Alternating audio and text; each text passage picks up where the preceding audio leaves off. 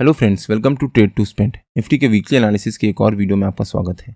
Hope आपने हमारा पिछले हफ्ते का वीडियो देखा होगा जिसमें हमने अपने इस हफ्ते के लेवल शेयर किए थे और हमने क्लियरली मेंशन किया था कि ये हफ्ता निफ्टी के लिए एक must bounce sort of week है।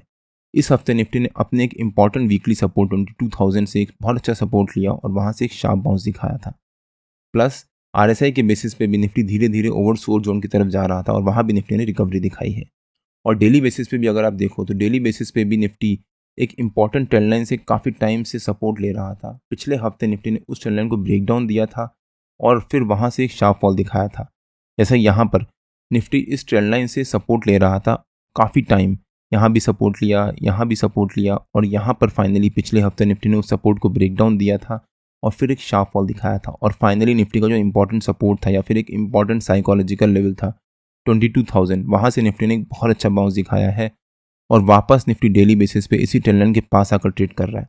और थर्सडे फ्राइडे को निफ्टी ने इसी ट्रेंड लाइन के पास आकर क्लोजिंग दी है।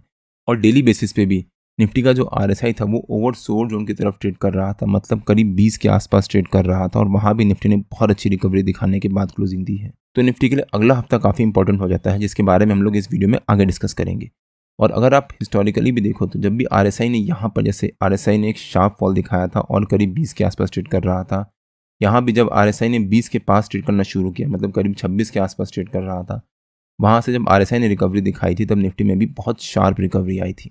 तो RSI को कूल डाउन होना बहुत ज़रूरी है। RSI में कूल डाउन होगा इसका मतलब ये नहीं कि जिस इंडेक्स या स्टॉक को आप RSI के बेसिस पर ट्रैक कर रहे हो वहाँ भी शार्प रिकवरी आएगी। हो सकता है वो स्टॉक या इंडेक्स उसमें रिकवरी आए या फिर साइडवेज हो जाए, लेकिन RSI को कूल डाउन होना ज़रूरी है। ज़्यादा देर तक RSI ओवरसोल्ड जोन की तरफ या फिर ओवरबॉट जोन की तरफ सस्टेन नहीं कर सकता। और इसके बारे में हमने अपने पिछले वीकली एनालिसिस के वीडियो में डिटेल में डिस्कस भी किया है। अगर आपने हमारा पिछला वीकली एनालिसिस का वो वीडियो नहीं देखा है तो उसका लिंक मैंने डिस्क्रिप्शन में डाल दिया है और आपको ऊपर यहाँ पर आई बटन में मिल जाएगा। एक बार आप वो वीडियो जाकर जरूर देखिएगा।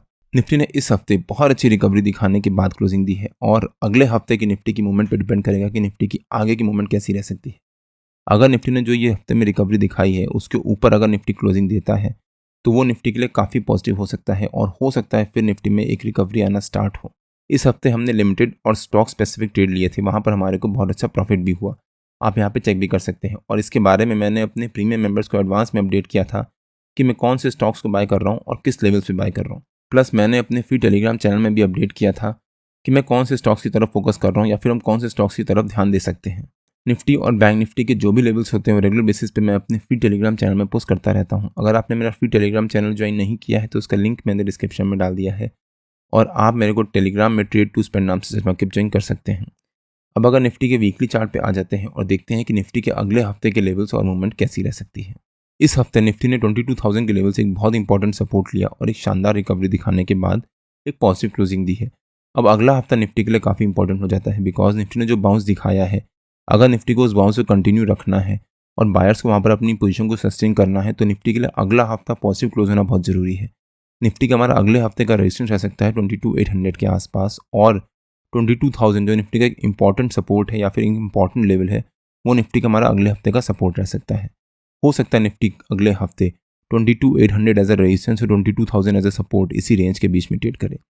अब निफ्टी ने इस हफ्ते बाउंस तो दिखाया है, अगर निफ्टी इस बाउंस को कंटिन्यू करता है और मंडे को एक पॉजिटिव क्लोजिंग देता है, अगर निफ्टी ने मंडे को एक पॉजिटिव क्लोजिंग दी और ट्यूसडे को फर्स्ट हाफ में यानी शुरू के 1-1.5 घंटा भी 10:30-11 बजे तक अगर निफ्टी मंडे के हाई या मंडे की क्लोजिंग के पास सस्टेन करता है तो वहाँ पर निफ्टी में एक बहुत अच्छी शार्प शॉर्ट कवरिंग आने के चांसेस हैं। क्यों? क्योंकि जितने भी लोग 22,800 के पास या फिर 23,000 के पास कॉल सेल करके बैठे हैं या फिर 23,300 जो निफ्टी का वीकली बेसिस पे 50 EMA का लेवल भी है, वहाँ पर जो भी ऑप्शन सेलर्स कॉल सेल करके बैठे हैं, जब निफ्टी यहाँ मंडे को पॉजिटिव क्लोजिंग देगा और ट्यूसडे को फर्स्ट हाफ में मंडे के हाई के पास है उसके ऊपर सस्टेन करेगा, तब इन लोगों को यहाँ पर लॉस होना शुरू होगा। तो ये लोग यहाँ पर पैनिक कर सकते हैं जिस वजह से निफ्टी में एक शार्प शॉर्ट कवरिंग आ सकती है।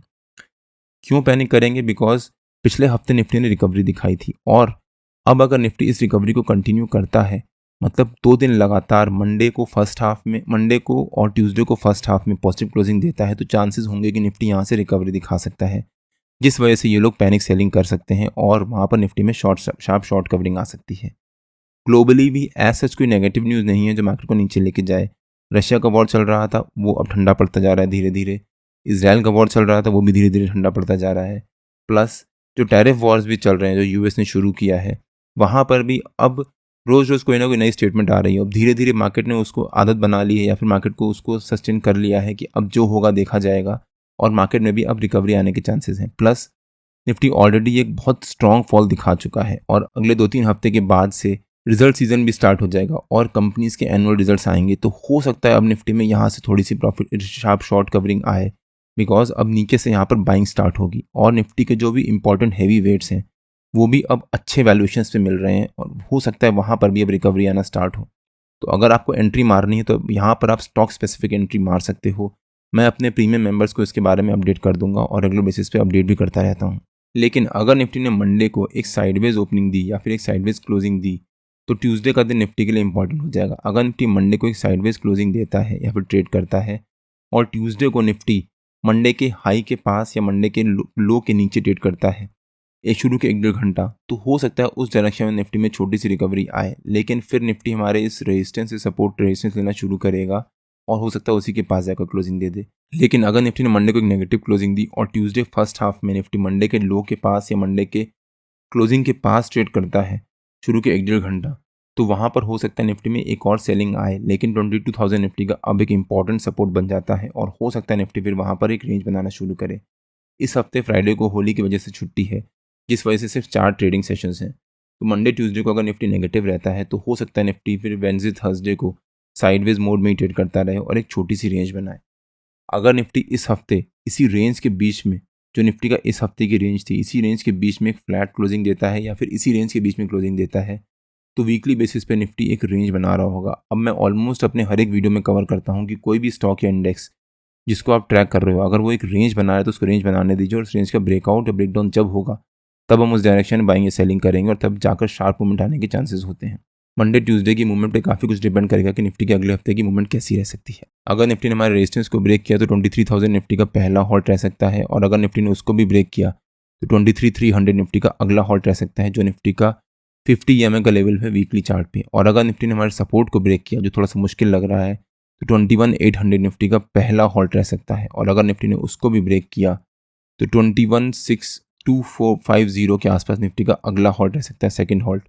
हो सकता है फिर निफ्टी में इस हफ्ते एक बहुत शार्प प्रॉफिट बुकिंग आए। तो निफ्टी की मंडे और ट्यूसडे की मूवमेंट पर काफ़ी कुछ डिपेंड करेगा कि निफ्टी के अगले हफ्ते की मूवमेंट कैसी रह सकती है।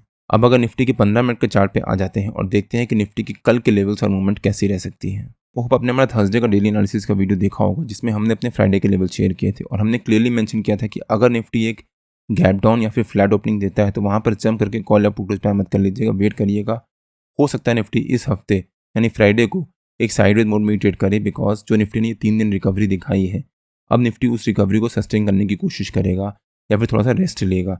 और वैसा ही हुआ, निफ्टी ने मंडे को एक मार्जिनली गैप डाउन ओपनिंग दी और पहली 15 मिनट की कैंडल में निफ्टी ने हाई वॉलेटिलिटी भी दिखाई, हमारे नो ट्रेडिंग जोन के नीचे के लेवल से सपोर्ट लिया और एक बहुत अच्छा बाउंस दिखाया, फिर हमारे नो ट्रेडिंग जोन के ऊपर के लेवल से रेजिस्टेंस लिया, एक शार्प फॉल और फिर दिन भर निफ्टी हमारे नो ट्रेडिंग जोन के बीच में ट्रेड करता रहा, जहां पर निफ्टी ने थर्सडे को क्लोज किया था। फ्राइडे को भी निफ्टी ने ऑलमोस्ट उसी लेवल के पास जाकर क्लोजिंग दी है। तो निफ्टी ने 3 दिन बहुत अच्छी रिकवरी दिखाई और उसके बाद फ्राइडे को निफ्टी ने उस रिकवरी को सस्टेन किया है। तो कल का दिन निफ्टी के लिए काफ़ी इंपॉर्टेंट हो जाता है और निफ्टी दिन भर हमारे नो ट्रेडिंग जोन के बीच में ये एक साइडवेज मोड में ट्रेड करता रहा। और हमने अपने थर्सडे के डेली एनालिसिस के वीडियो में इसके बारे में डिटेल में एक्सप्लेन भी किया था कि निफ्टी की फ्राइडे को मूवमेंट कैसी रह सकती है और क्यों। अगर आपने हमारा थर्सडे का डेली एनालिसिस का वो वीडियो नहीं देखा है तो उसका लिंक मैंने डिस्क्रिप्शन में डाल दिया है और आपको ऊपर यहाँ पर आई बटन में मिल जाएगा। निफ्टी फ्राइडे को दिन भर हमारे नो ट्रेडिंग जोन के बीच में ही ट्रेड करता रहा, ना हमारे सपोर्ट को ब्रेक डाउन दिया ना ही हमारे रेजिस्टेंस को ब्रेकआउट दिया। जब निफ्टी ने यहाँ पर इस कैंडल से ब्रेकआउट दिया था, अगर निफ्टी अगली कैंडल जो कि रेफरेंस कैंडल के बाद वाली कैंडल थी उसको रेफरेंस कैंडल के ऊपर सस्टेन करता तो हो सकता है निफ्टी में यहाँ से शार्प शॉर्ट कवरिंग आती। 2 बार निफ्टी ने उसको ब्रेकआउट देने का अटेम्प्ट किया था बट वहाँ ब्रेकआउट देके सस्टेन नहीं कर पाया। यहाँ पर भी क्लोजिंग से पहले निफ्टी ने तीसरी बार उसको ब्रेकआउट देने की कोशिश करी थी। अगर निफ्टी ब्रेकआउट देता तो हो सकता है लास्ट मोमेंट पे निफ्टी में रिकवरी आती, बट एनीवेज वहाँ पर हमारे को एंट्री करने का चांस नहीं था। तो अब देखते हैं कि निफ्टी के कल के लेवल्स और मूवमेंट कैसी रह सकती है। निफ्टी ने फ्राइडे को एक ऑलमोस्ट फ्लैट क्लोजिंग दी थी। जो फ्राइडे का हमारा रेजिस्टेंस था 22,600, वही निफ्टी का हमारा कल का रेजिस्टेंस रह सकता है और जो फ्राइडे का सपोर्ट था 22,490 वो निफ्टी का हमारा कल का सपोर्ट रह सकता है। हो सकता है निफ्टी कल भी 22,600 as a resistance 22,490 as a support इसी रेंज के बीच में ट्रेड करे। मान लीजिए निफ्टी कल अगर एक फ्लैट ओपनिंग देता है, अगर निफ्टी ने कल एक फ्लैट ओपनिंग दी तो जंप करके कॉल या पुट कुछ बाय मत कर लीजिएगा, वेट करिएगा। अगर निफ्टी कल एक फ्लैट ओपनिंग देता है और पहली 15 मिनट की कैंडल में सस्टेन कर जाता है और सेकंड 15 मिनट की कैंडल पहली 15 मिनट की कैंडल के अराउंड ही एक रेंज बनाता है, तो हम वहाँ पर जाकर कॉल भी सेल करेंगे और पुट भी सेल करेंगे, जिसके बारे में मैं अपने प्रीमियम मेंबर्स को अपडेट कर दूंगा और मैं फ्री टेलीग्राम चैनल में भी अपडेट कर दूंगा कि मैं कब सेलिंग करने जा रहा हूँ, क्या सेलिंग करने जा रहा हूँ उसके बारे में मैं प्रीमियम मेंबर्स को अपडेट करूँगा, लेकिन कब सेलिंग करने जा रहा हूँ उसके बारे में मैं अपने टेलीग्राम चैनल में अपडेट कर दूंगा। तो निफ्टी अगर एक फ्लैट ओपनिंग देता है और शुरू में आधा घंटा वहाँ पर सस्टेन कर जाता है, तब हम वहाँ पर जाकर कॉल और पुट दोनों सेल करेंगे और जिस डायरेक्शन में ब्रेकआउट होगा उसके ऑपोजिट डायरेक्शन का हम लोग एग्जिट कर जाएंगे या फिर उसी डायरेक्शन का हम लोग एग्जिट कर जाएंगे और दूसरे डायरेक्शन का हम लोग होल्ड करेंगे। और अगर निफ्टी ने ब्रेकआउट दिया तो हो सकता है उसके बाद निफ्टी में रैली आए और ब्रेकडाउन दिया तो हो सकता है निफ्टी में छोटी सी प्रॉफिट बुकिंग भी आए। लेकिन अगर निफ्टी ने मान लीजिए हमारे सपोर्ट के पास है उसके नीचे एक गैप डाउन ओपनिंग ही दे दी, अगर निफ्टी ने हमारे सपोर्ट के पास है उसके नीचे एक गैप डाउन ओपनिंग दी, तब भी यहाँ पर जंप करके पुट बाय या फिर कॉल सेल मत कर दीजिएगा, बिकॉज उस समय निफ्टी अपने 50 EMA के लेवल के पास ट्रेड कर रहा होगा। निफ्टी को अपने 50 EMA को लेवल को ब्रेक करना जरूरी होगा, तो हो सकता है निफ्टी वहाँ से सपोर्ट ले और वापस एक बाउंस दिखा दे। प्लस निफ्टी में जितने भी लोग यहाँ पर ओवरनाइट कॉल पुट सेल करके पुट बाय करके गए होंगे कि निफ्टी ने जो ये रिकवरी दिखाई है फेक रिकवरी है और अब निफ्टी यहाँ पर फ्राइडे को हॉल्ट ले रहा है, तो हो सकता है निफ्टी में फॉल आए। तो जब निफ्टी यहाँ पर गैप डाउन ओपनिंग देगा तो उनको यहाँ पर प्रॉफिट हो रहा होगा, वो अपना प्रॉफिट बुक करेंगे इमीडिएटली, निफ्टी में इमीडिएटली रिकवरी आ सकती है और फिर निफ्टी हमारी इसी रेंज के बीच में आ जाएगा। लेकिन अगर निफ्टी ने गैप डाउन ओपनिंग दी और वहाँ सस्टेन कर गया शुरू के आधा घंटा, मान लीजिए निफ्टी 10 बजे तक यहाँ सस्टेन कर गया, तब हम यहाँ पर जाकर कॉल सेल करेंगे विद दिस रेजिस्टेंस, क्योंकि सपोर्ट रेजिस्टेंस काम करने लग जाएगा, resistance as a stop loss, और हो सकता है फिर निफ्टी में एक शार्प फॉल आए। और अगर निफ्टी ने मान लीजिए हमारे रेजिस्टेंस के पास है उसके ऊपर एक गैप अप ओपनिंग दे दी, अगर निफ्टी ने हमारे रेजिस्टेंस के पास है उसके ऊपर एक गैप अप ओपनिंग दी, तब भी यहाँ पर जंप करके कॉल बाय या पुट सेल मत कर दीजिएगा, वेट करिएगा। एटलीस्ट मेरी स्ट्रेटेजी रहती है कि मैं शुरू के आधा घंटा कोई ट्रेड ना लूँ, वहाँ पर वेट करूँ जब तक मुझे कंफर्मेशन ना हो कि हाँ अब रिकवरी आ रही है, तो वो रिकवरी कंटिन्यू ही रहेगी। तो जब तक मैं कोई कंफर्मेशन नहीं होता तब तक मैं वेट करता हूँ। आधे पौन घंटे के बाद अगर आप ट्रेड ले लोगे तो उससे कोई फ़र्क नहीं पड़ जाएगा। कई लोगों की स्ट्रेटजी होती है कि मार्केट खुली हो तुरंत ट्रेड ले लो, उनको वहाँ पर प्रॉफिट होता है, उसमें कोई शक नहीं है। लेकिन मेरी स्ट्रेटजी जो है मैं उसके बेसिस पे ही ट्रेड करता हूँ। अगर निफ्टी गैप अप ओपनिंग देता है तो वहाँ पर आप वेट करिए आधा घंटा पौन घंटा, अगर निफ्टी वहाँ सस्टेन कर गया तब हम इस सपोर्ट को रेजिस्टेंस मान या फिर स्टॉप लॉस मान के यहाँ पर हम पुट सेल कर सकते हैं। हो सकता है फिर निफ्टी में पुट में हमारे को अच्छा प्रॉफिट हो। लेकिन अगर निफ्टी ने गैप अप ओपनिंग दी और वहाँ पर हो सकता है फिर निफ्टी इमीडिएटली वहाँ से फॉल भी दिखा दे, बिकॉज जितने भी लोग इस रिकवरी को देख के कॉल बाय करके गए होंगे उनको वहाँ पर प्रॉफिट हो रहा होगा, वो अपना प्रॉफिट बुक करेंगे इमीडिएटली, बिकॉज ओवरऑल मार्केट अभी भी नेगेटिव जोन में ही है, अभी नेगेटिव मोमेंटम में ट्रेड कर रहा है, उनको प्रॉफिट होगा तो प्रॉफिट बुक करेंगे, जिस वजह से निफ्टी में एक शार्प फॉल आएगा और निफ्टी वापस हमारी इसी रेंज के बीच में अगर ट्रेड करना शुरू कर देगा। तो निफ्टी की कल की ओपनिंग पे डिपेंड करेगा कि हम वहाँ पर किस तरह से ट्रेड लेते हैं, कॉल और पुट दोनों सेल करने हैं, सिर्फ कॉल सेल करना है या फिर सिर्फ पुट सेल करना है। जो भी होगा मैं अपने प्रीमियम मेंबर्स को और अपने फ्री टेलीग्राम चैनल में अपडेट भी कर दूंगा। निफ्टी और बैंक निफ्टी के जो भी लेवल्स होते हैं वो रेगुलर बेसिस पे मैं अपने फ्री टेलीग्राम चैनल में पोस्ट करता रहता हूँ। अगर आपने मेरा फ्री टेलीग्राम चैनल ज्वाइन नहीं किया है तो उसका लिंक मैंने डिस्क्रिप्शन में डाल दिया है और आप मेरे को टेलीग्राम में ट्रेड टू स्पेंड नाम से सर्च मार्केट ज्वाइन कर सकते हैं। अगर आपको वीडियो अच्छा लगा हो तो please like share and subscribe और बेल आइकन जरूर हिट कर लीजिएगा, सो दैट जब भी मैं अपना अगला वीडियो पोस्ट करूँ आपको नोटिफिकेशन आ जाए। कल मार्केट में मिलते हैं, टिल देन जय श्री राम एंड जय हिंद।